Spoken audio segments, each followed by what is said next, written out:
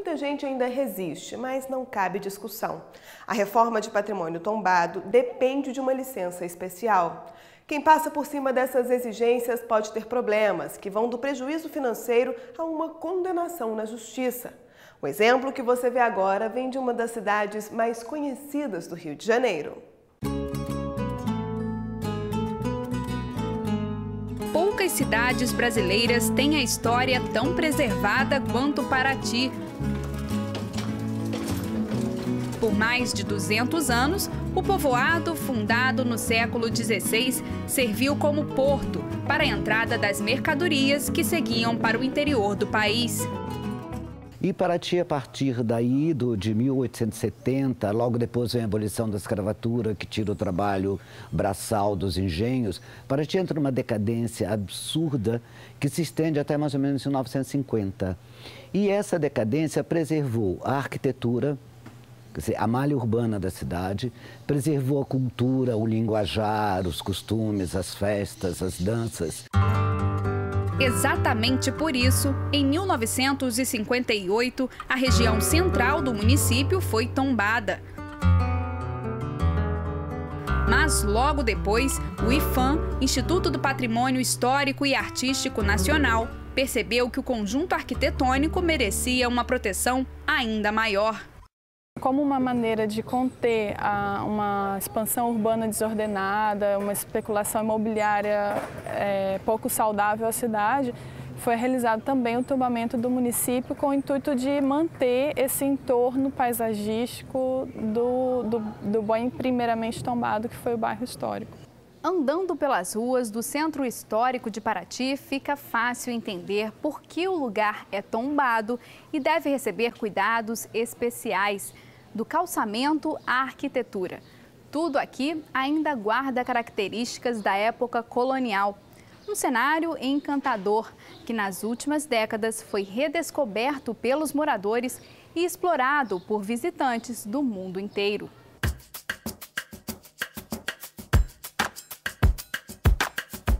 Todo, me encantou todo. Identifico muito com as partes do sul de Portugal, onde há as cores, a gente e todos os recantos pitorescos que aqui de Paraty. Tanta movimentação turística trouxe mudanças significativas para a cidade. Paraty está se desenvolvendo assim num período de 40 anos, né? Hoje nós somos uma cidade de uma importância grande junto ao governo do estado, do Rio. O problema é que essa nova realidade veio acompanhada de um impasse. Se por um lado o tombamento do município preserva a paisagem e impulsiona o turismo, por outro essa atividade econômica exige constantes modificações na infraestrutura da cidade. Obras quase sempre barradas pelas regras de preservação. O tombamento impõe restrições, né? Impõe restrições à edificação, à alteração, à reforma dos imóveis tão integrantes no conjunto histórico. Para reformar qualquer imóvel do centro histórico, por exemplo, o dono precisa ter o aval do IPHAN.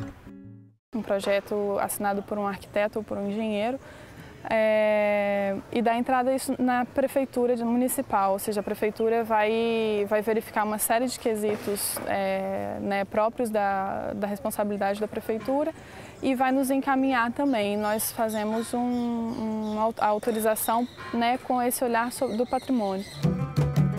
Alguns moradores do centro histórico afirmam que depois de tanto tempo já se acostumaram com a burocracia e hoje até defendem a existência das regras. Numa cidade antiga, o morador tem que se adaptar à casa e não a casa ao morador. E além do mais, hoje todas as nossas casas já estão quase todas restauradas, já foram feitos os primeiros investimentos. Não é mais as casas de 40 anos atrás, quando eu nasci aqui, que as casas eram totalmente abandonadas. Mas quem mora longe do centro histórico ainda tem dificuldades de aceitar as restrições impostas pelo patrimônio. Como o município é todo tombado, as regras para reformas valem para os 48 bairros. Já que eles não estão dentro do conjunto histórico, é difícil compreender o fato de também passar por o crivo de um Instituto do Patrimônio Histórico.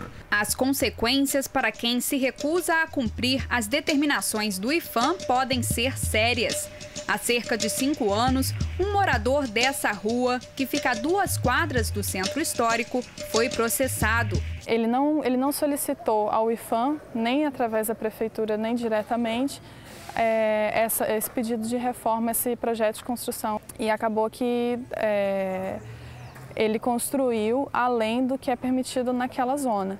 O caso chegou ao Tribunal Regional Federal, aqui no Rio de Janeiro, e prevaleceu a avaliação do IPHAN. As modificações feitas no imóvel são mesmo ilegais. Pela decisão, o morador terá que demolir salas e marquises. Se quiser continuar tocando as obras, ele deverá encaminhar um projeto detalhado da reforma para análise do Instituto. Para a Justiça, apenas o órgão de patrimônio pode determinar que mudanças são permitidas nesse pedaço da história do Brasil que se chama Paraty. O grande desafio de todos nós, tanto da sociedade quanto do IPHAN, é conseguir sempre manter esse equilíbrio entre a preservação e o desenvolvimento natural, porque eu acredito que as duas coisas são importantes e que elas têm que caminhar juntas, né?